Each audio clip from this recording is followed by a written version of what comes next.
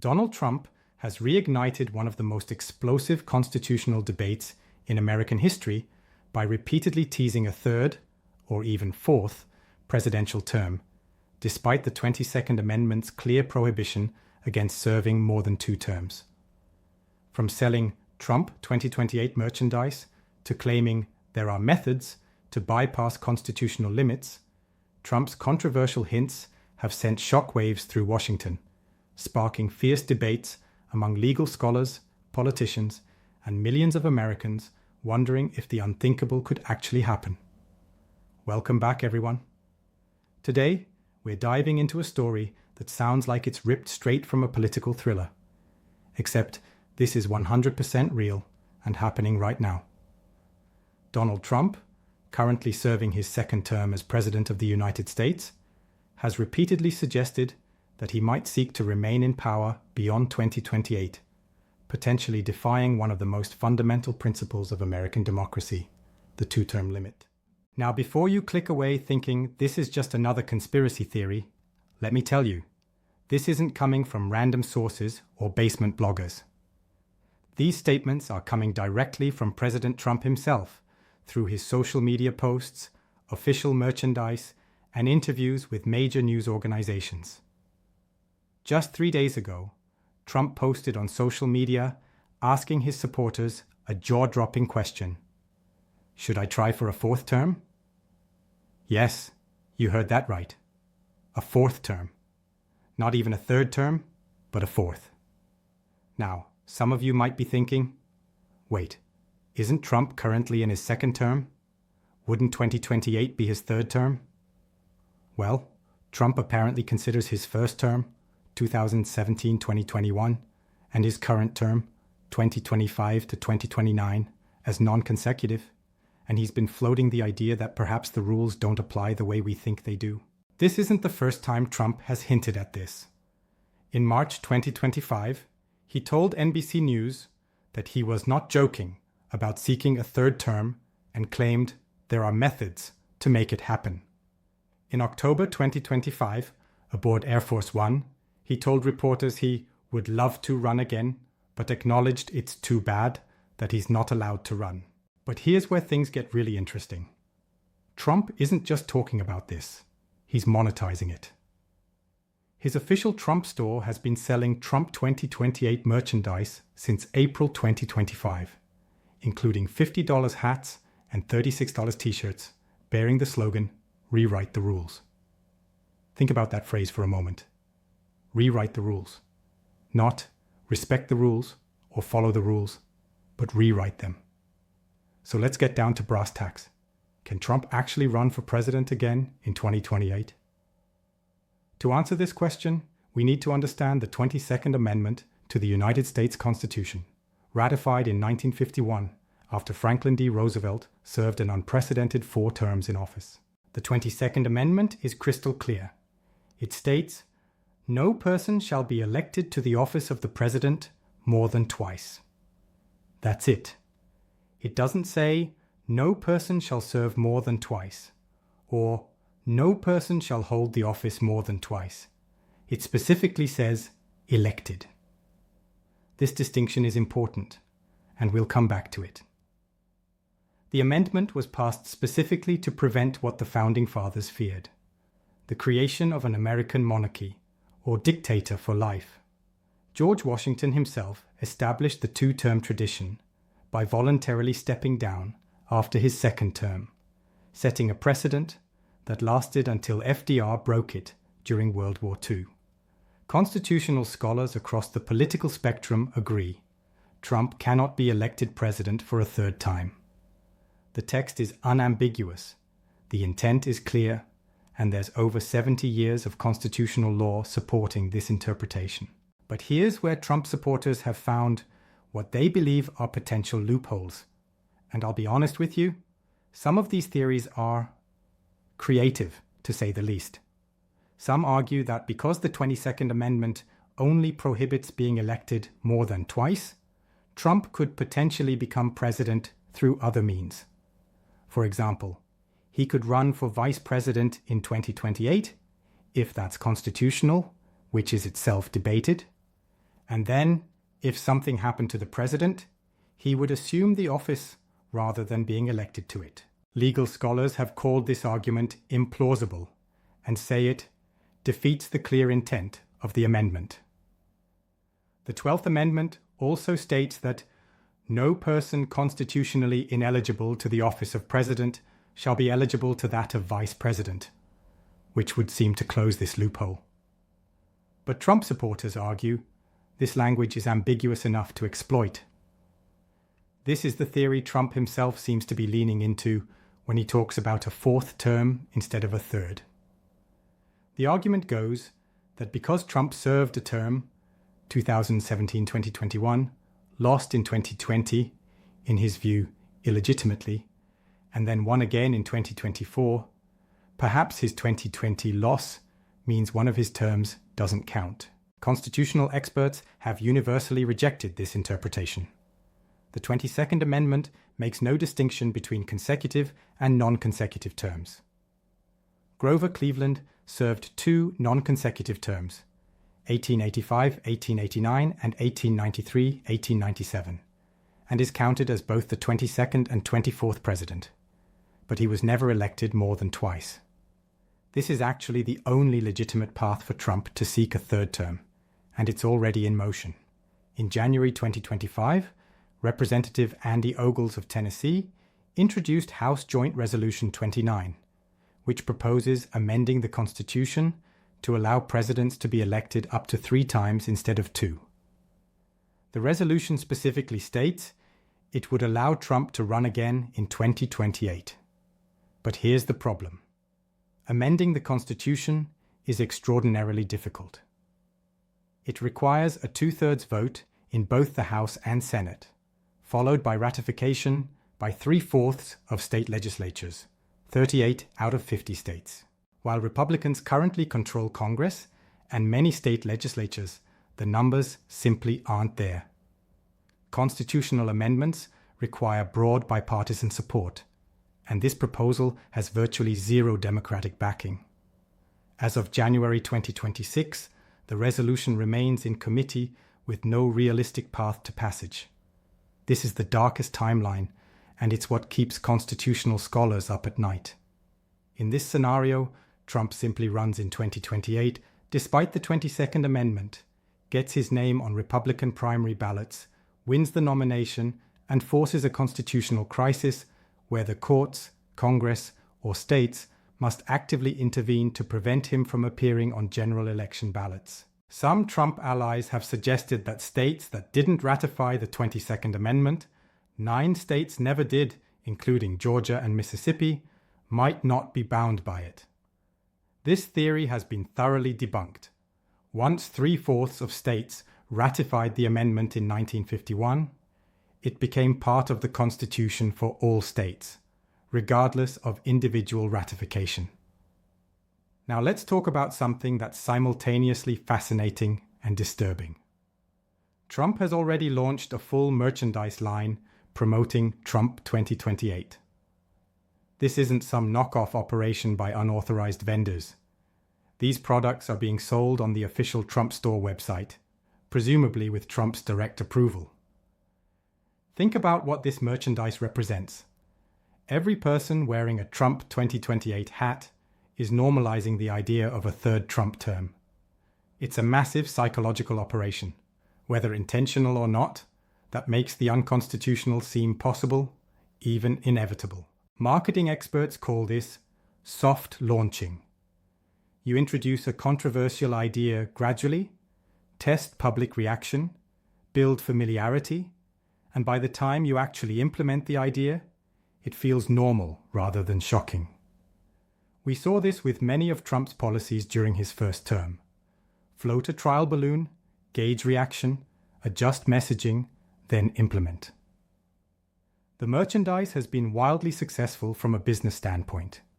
Within days of launching in April 2025, Trump 2028 gear was trending on social media and selling rapidly. But it's also sparked fierce backlash. Critics call it merchandise for authoritarianism and profiting from constitutional violations. What's particularly interesting is that the merch appeared before Trump made his most explicit statements about seeking a third term. It's as if the products were testing the waters, seeing how America would react. When the backlash wasn't catastrophic, when millions of Americans actually bought the products, it may have emboldened Trump to speak more openly about the possibility. So here's a fascinating contradiction. While Trump is actively promoting Trump 2028 and his supporters are buying the merchandise, prediction markets, where people bet real money on political outcomes, show significant skepticism. On platforms like Polymarket, Kalshi, and Predictit, the odds of Trump successfully running for a third term range from just 3% to 8%. That means bettors who put real money on the line think there's roughly a 1 in 20 chance this actually happens. But here's what should worry us. A 3-8% chance is not zero. We're talking about a scenario that, while unlikely, is considered possible by people who study politics professionally and bet accordingly. An article in The Atlantic from January 2026 discussed how some political operatives and wealthy individuals are literally doomsday prepping for a Trump third term, despite its apparent unconstitutionality. They're not preparing because they think it's likely. They're preparing because the consequences, if it does happen, would be so catastrophic for American democracy that even a small probability warrants preparation. Meanwhile, Trump's approval ratings tell a complicated story.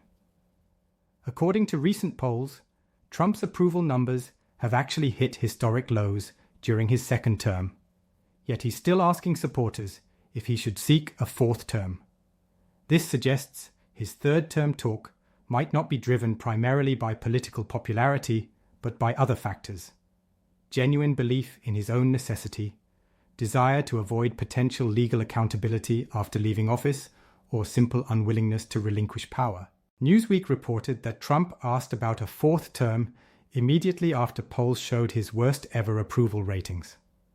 The juxtaposition is striking. A president deeply unpopular with the general public, but still confident his base would support a constitutionally prohibited bid for continued power. Here's something that should genuinely concern us. Trump wouldn't be the first leader to try overcoming constitutional term limits. A study by the London School of Economics examined every country with presidential term limits since 2000 and found that approximately 1/3 of presidents who reached their term limits attempted to extend their time in power. Some succeeded through constitutional amendments, like in Bolivia under Evo Morales, though this was later overturned.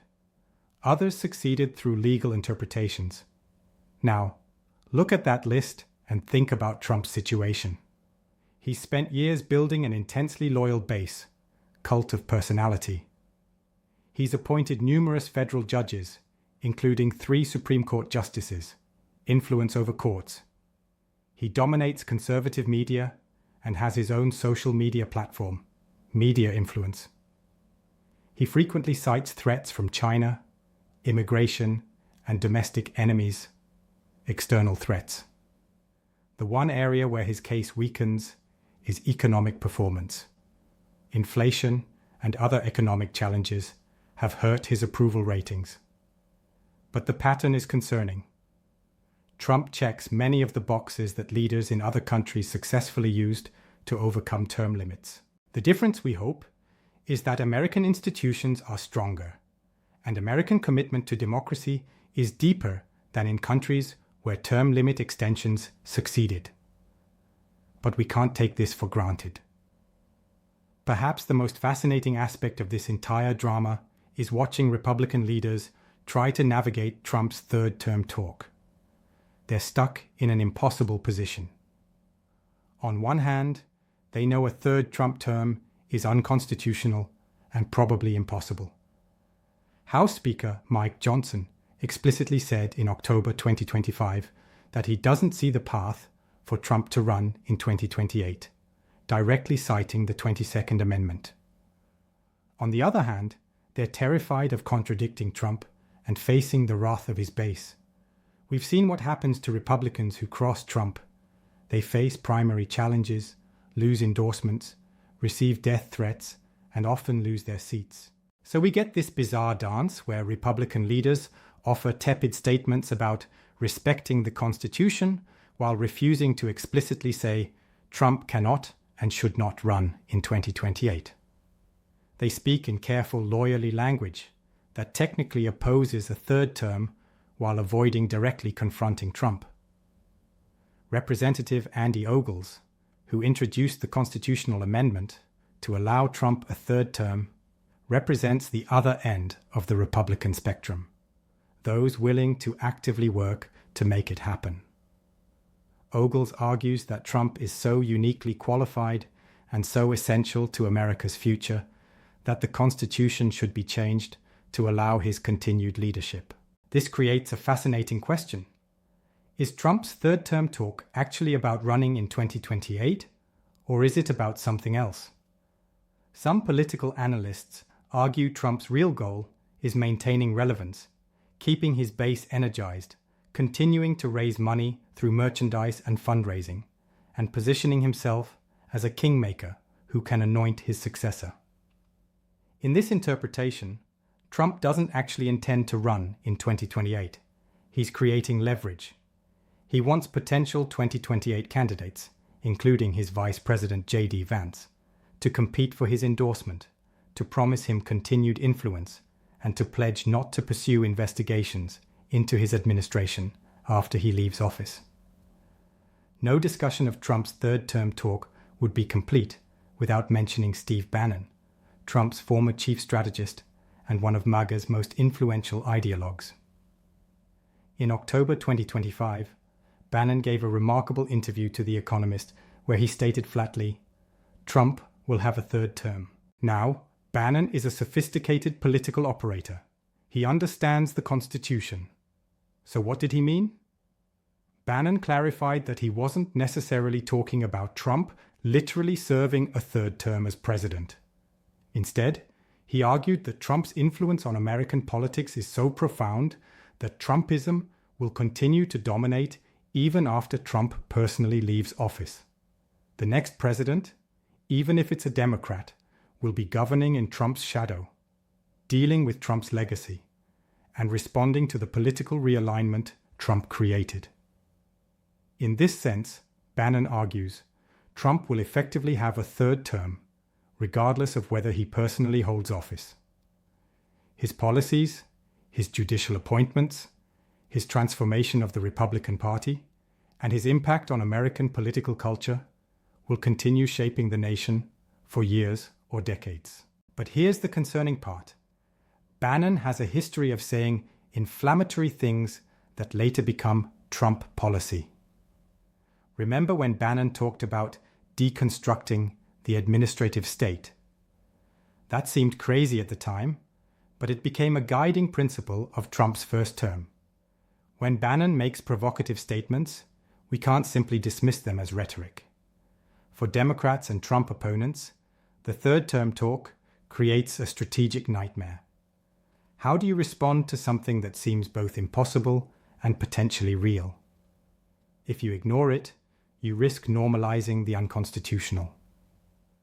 Every day that goes by with Trump selling Trump 2028 merchandise and talking about methods to bypass the 22nd Amendment, the idea becomes slightly less shocking and more familiar. But if you loudly oppose it and treat it as a serious threat, you risk appearing hysterical or giving Trump exactly what he wants: attention and controversy that energizes his base and keeps him at the center of political conversation. Some Democrats have proposed legislative responses. A bill was introduced in January 2026 aimed at explicitly blocking Trump from 2028 ballots, though the legal mechanism for this remains unclear, given that the 22nd Amendment already prohibits his candidacy. Others argue the best response is simply to ignore Trump's provocations and focus on governing well, building a strong economy, and presenting a compelling alternative vision for 2028. In this view, Trump's third-term talk is a sign of weakness, not strength. The desperate attention-seeking of a leader who knows his time is ending. But there's a third school of thought among Democrats that's genuinely worried. They point to Trump's history of doing things that seemed impossible. Winning the presidency in 2016, despite everyone predicting otherwise, surviving multiple scandals and impeachments, and winning again in 2024. They argue that dismissing Trump's third-term talk as impossible is exactly the kind of complacency that allowed him to succeed before. This is the most likely outcome. Trump serves out his second term through January 2029, then officially leaves office. He might remain politically active, endorse candidates, hold rallies, and maintain influence, but he doesn't actually appear on the 2028 ballot. In this scenario, the Republican primary becomes a battle between Trump-endorsed candidates, likely including J.D. Vance, and other Republicans trying to move the party beyond Trump. The Trump 2028 merchandise gets remembered as a marketing gimmick and norm-testing exercise, but nothing more. In this scenario, Trump actually tries to file paperwork to run in 2028. He enters early primary states, holds rallies, and campaigns as if he's a legitimate candidate. But state election officials, courts, or the Republican Party itself blocks him from appearing on ballots, citing the 22nd Amendment. This creates a massive constitutional crisis and bitter intra-party fighting, but American institutions ultimately hold. Trump spends 2028, 2029 claiming he was illegally prevented from running, becomes a martyr figure to his base, but does not actually serve a third term. Against all odds, House Joint Resolution 29, or a similar amendment, actually passes Congress and gets ratified by 38 states, allowing Trump to run. This would require a massive shift in public opinion and unprecedented bipartisan cooperation, making it highly unlikely but not completely impossible. If this happened, Trump would face voters in 2028 in what would be the most consequential election in American history. A referendum, not just on Trump, but on presidential term, limits themselves. This is the nightmare scenario. Trump runs despite the 22nd Amendment, refuses to accept being blocked from ballots, and creates a constitutional crisis where states are divided, the Supreme Court faces impossible decisions, and American democracy itself is tested. In this scenario, we might see red states allowing Trump on their ballots while blue states block him, different courts issuing contradictory rulings, and the very fabric of constitutional government strained to the breaking point. So let me bring this all together and explain why Trump's 2028 talk matters, even if he never actually runs. First, it normalizes unconstitutional behavior. Every Trump 2028 hat, every social media post joking about a third term, every failure by Republican leaders to explicitly condemn the idea, it all makes violating constitutional norms seem less serious and more acceptable. Second, it reveals Trump's fundamental approach to power and rules. Whether he's serious about running or not, the very fact that he's willing to publicly contemplate overcoming constitutional term limits tells us something important about his view of executive authority and democratic constraints. Third, it sets a precedent. Even if Trump doesn't ultimately run, future presidents now know they can openly flout constitutional restrictions, sell merchandise promoting unconstitutional schemes, and suffer minimal political consequences. We may look back at this moment as the point when presidential term limits went from sacred democratic principle to negotiable suggestion. Fourth, it's a test. Trump is testing American institutions, courts, Congress, media, voters, to see how much he can get away with. Every time he pushes boundaries without serious consequences, he learns that the boundaries can be pushed further. And finally, it keeps us distracted. While we debate whether Trump can or will run in 2028, we might be paying less attention to the actual policies and actions of his administration. It's the ultimate magician's trick. Look at the controversial thing over here while the real action happens over there. So, is Trump's 2028 run confirmed or cancelled? Based on all the evidence we've examined today, I'd say it's 70% cancelled, 20% will attempt but get blocked, 5% might actually happen through constitutional amendment, and 5% constitutional crisis. But here's the thing. Even a 5% chance of a constitutional crisis should terrify us.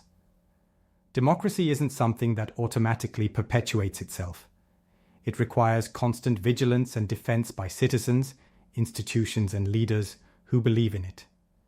Trump's 2028 talk is, at minimum, the most significant challenge to presidential term limits since they were established 75 years ago.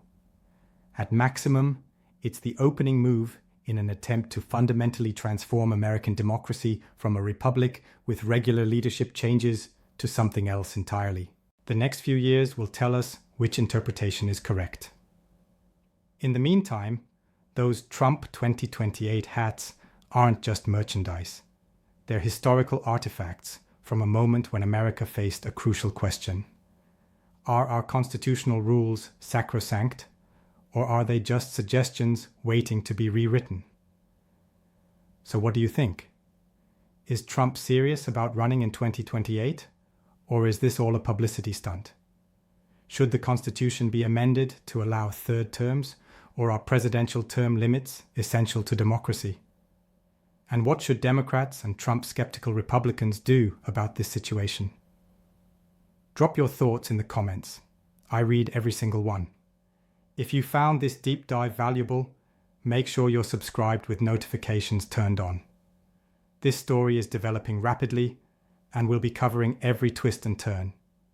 Hit that like button, share this video with anyone interested in America's constitutional future, and check out our other videos on Trump's second term. This is potentially the most important constitutional question of our lifetimes, folks. We need to pay attention. Thanks for watching, and I'll see you in the next one.